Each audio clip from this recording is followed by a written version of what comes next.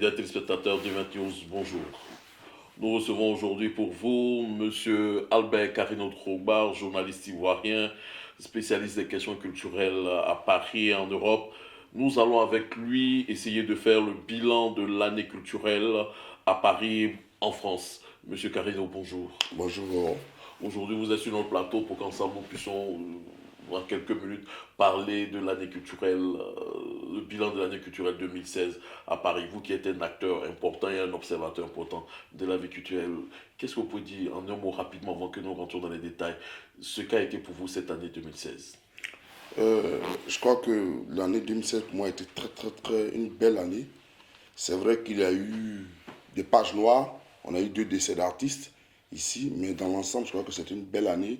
On a eu 8 productions, 8 sorties d'albums, on a eu pas mal de spectacles, des dédicaces, des concerts, donc moi je crois que c'était une belle année. Elle a été fructueuse. Elle était fructueuse, mais aujourd'hui elle était fructueuse. Mais il y a beaucoup d'Ivoiriens qui se plaignent du fait que les spectacles des artistes ivoiriens se déroulent dans des salles qui ne sont très souvent pas conventionnées. On s'arrête toujours, comme je dis, à Moulin-Bassé, Noisy-le-Sec. Aujourd'hui, est-ce qu'on peut espérer que les artistes ivoiriens sortent de ces petites salles-là pour arriver dans d'autres grandes salles? Est-ce que vous pensez qu'aujourd'hui, les artistes ivoiriens qui vivent ici en France se donnent ces moyens au niveau de la logistique, au niveau même de leur parcours pour pouvoir y arriver? Oui, il faut dire qu'en matière de production de spectacle, je crois qu'il faut tenir compte de 2 enjeux. Les producteurs, ceux qui offrent l'événement, et les spectateurs eux-mêmes, ceux qui reçoivent l'événement. Donc chacun a sa part de responsabilité. Ces Ivoiriens, ce public qui se plaint du fait que les artistes jouent dans les petits salles comme Moulin Bassé, sont-ils prêts à venir à un événement à 19h, quand on dit la soirée commence à 19h, 20h? Non, ils vont venir à 1h, 2h du matin. Les salles conventionnées dont vous parlez, quand on dit ça commence à 19h, c'est 19h et finit à 22h, 23h. À 22h, 23h, on est encore à la maison. Donc les producteurs ont du mal à aller dans ces salles conventionnées parce que le public même n'est pas conventionné. Mais au lieu de se plaindre des producteurs eux-mêmes, il faudrait d'abord qu'ils soient conventionnés, qu'ils viennent à l'heure aux événements. Ça fait que les gens sont obligés de se contenter des salles comme Moulin Bassé parce que là-bas, bon, ben, ça peut commencer à 2h du matin et puis ça finit à 6h. Mais je crois que l'idéal serait effectivement qu'on soit dans des salles conventionnées. Mais chacun doit faire sa part de responsabilité. Il faudrait que les promoteurs eux-mêmes mettent des moyens. Et puis il faudrait aussi que le public aussi soit éduqué à un spectacle. On peut aller lundi, je vais parler de façon simple. Les Blancs vont en spectacle mercredi en pleine semaine et puis le lendemain ils vont au travail. Parce qu'à 19h, il va voir son spectacle, son théâtre. À minuit, c'est fini, il rentre chez lui. Mais nous, on ne peut pas faire ça. Et nous allons revenir sur l'année 2016 du spectacle et de la culture, du bilan de la culture. La culture, on a le sentiment qu'on réduit uniquement la culture ici à, aux artistes, chanteurs, musiciens. Pourtant, il y a d'autres aspects. Donc, c'est-à-dire qu'aujourd'hui, ici à Paris, un artiste, un dramaturge, un comédien ne peut pas se produire. Il n'y a pas cette demande. Oui. Je crois que M. Rondré, que vous avez lu dans ma pensée, au niveau de l'association 10 000 comme event que je dirige, effectivement, nous avons pensé à cet aspect-là. On a vu que chaque fois, tout ce qui est production culturelle concerne que les artistes. C'est pour ça que là, très prochainement, nous allons lancer un one-man show de Le Magnifique, très prochainement, précisément au mois d'octobre, pour dire qu'effectivement, il y a un besoin. Les gens ont envie d'aller souvent au théâtre, de voir, ils aiment tous la série, l'émission que prennent nos confrères, vos confrères de la RTI, Bonjour Côte d'Ivoire, tout le monde aime ça. Mais pourtant, ces humoristes, ils viennent ici, ils jouent dans des petites soirées, mais on va offrir un one-man show pour dire aux Ivoiriens de la diaspora qu'effectivement, il y a un besoin, les gens aiment. Donc c'est vrai, il y a la possibilité de faire ces spectacles. Mais c'est parce que certains promoteurs ne sont pas intéressés déjà à ces choses-là, c'est pour ça. Donc aujourd'hui, le besoin existe, Le besoin existe. la demande est là, elle est présente. Nous allons prendre le risque, nous, de le faire. Voilà, il faut toujours des gens pour commencer, nous allons le commencer. Au niveau de la production discographique, comme vous l'avez dit tout à l'heure d'emblée dans l'introduction de cet entretien, que vous avez dit 8 grosses productions. Quelle est celle qui vous a marqué le plus? Au niveau de la production discographique, celle qui m'a marqué le plus, c'est celle de Mimi Zéa. Ça vous fait rire, vous ne connaissez pas. Ah C'est bon? que les téléspectateurs ne connaissent pas. C'est une artiste qui fait de la musique traditionnelle de la région des Guibérois. Et moi, je suis plus sensible aux artistes dont on ne connaît pas. C'est trop facile de dire que ouais, Méo a sorti son album ou bien Gali Céli, bon, ça on connaît. Mais une artiste qui sort du néant, qui fait un spectacle, et où il y a à la fois de l'émotion dedans, il y a du rêve. C'est vraiment comme une comédie musicale. Moi, j'ai apprécié. Malheureusement, on ne la connaît pas, mais c'est mon avis personnel. Je crois que Mimi Zéa a sorti un album pur. Voilà. Mais à côté de ça, il y a aussi l'album de Gaggy qui est sorti, qui est aussi une merveille. Je n'ai pas dit que l'album de Gaggy n'est pas bon. Je l'écoute tout le temps, je le connais par cœur, c'est un bel album, mais vous avez demandé mon avis. Justement, mais je balançais comme ça en passant. Mais il y a aussi un spectacle aussi qui a marqué beaucoup d'Ivoiriens ici à Paris, c'était celui d'une de vos artistes que vous produisez d'ailleurs, Fabrice Atito. Une production d'un seul album, 3 ans après, personne n'y croyait, vous faites un spectacle qui est encore dans l'esprit des Ivoiriens de France. C'est quoi? Qu'est-ce qui s'est passé pour que vous puissiez réaliser un tel challenge? Si c'est un pari, bon, je suis un peu mal placé pour répondre à cette question parce que c'est un peu regardé dans son nombril. Mais il faut être, là, on va parler vrai, on va parler professionnel, c'est vrai. Elle a sorti son album il y a 3 ans, Fabrice Atito, c'est de ce qu'il s'agit. Mais nous avons voulu faire connaître l'artiste en background d'abord, donc on n'a pas voulu faire de spectacle. On l'a fait tourner un peu et on s'est dit, en regardant les spectacles, en regardant un peu ce qui se passait dans la diaspora, on s'est dit qu'il fallait proposer autre chose. Donc on a essayé de monter un spectacle avec elle, c'est vrai. Et bon, la façon dont nous l'avons mené, c'est vrai que il faut dire au fait que la raison principale, c'est dû, comme je le disais tout à l'heure, les promoteurs n'aiment pas investir sur des artistes qui ne sont pas connus. Nous, quand on a pris Fabrice Atito, on a voulu la coacher, nous sommes allés voir tous les producteurs. Hein. Il n'y a pas un seul qui va dire le contraire. Ceux qui disent producteurs de spectacle ici à Paris, on dit Fabrice Atito, ah mais non, ça on va faire quoi ça? On ne la connaît pas, ça ne m'intéresse pas, ça a fait trop d'investissement. Je leur ai dit non, essayez. Donc j'ai voulu démontrer à ces producteurs qu'on peut prendre un artiste qui n'est pas connu, mais qui a du talent, pour faire connaître effectivement. Après, aujourd'hui, le carnet de rendez-vous, nous refusons des rendez-vous, des spectacles de Fabrice Atito parce que, bon, nous souhaitons qu'elle se repose un tout petit peu. Mais depuis ce spectacle-là, effectivement, tout le monde le dit. C'est même pour le promoteur qui l'a refusé aujourd'hui, la violence spectacle. Mais aujourd'hui, il y a eu également aussi le spectacle de Petit Denis qui est quasiment à son deuxième ou troisième spectacle. Oui, il fait plus. Moi, si je devais classer, hein, Joss John peut en témoin, il sait que je dis la vérité, il est témoin, il sait pourquoi, lui qui a produit ce spectacle.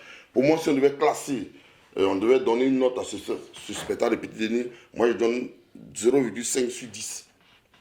Parce que Petit Denis, quand je me rappelle, il y a 5 ans, Petit Denis qui remplit le palais de congrès de Montreuil, et qui vient là un spectacle au Moulin Bassé. Déjà, les tables simplement remplissent la salle et qui est vide. Et lui-même, au niveau de sa prestation, c'est nul. Il était, non, il faut dire les choses telles qu'on. Je le dis parce que j'aime l'artiste.